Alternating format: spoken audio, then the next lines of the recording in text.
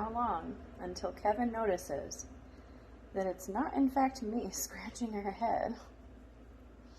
She is not the biggest fan of Topper preening her, so we'll see how long this lasts.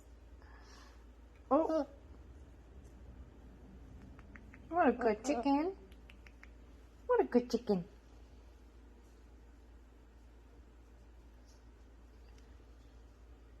Still doesn't know.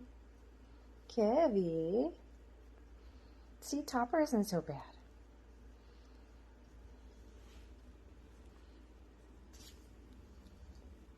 Oh, there we go. She knows now. Kevin, do you feel betrayed? I'm sorry. I'm sorry. It was just so cute. It was just so cute.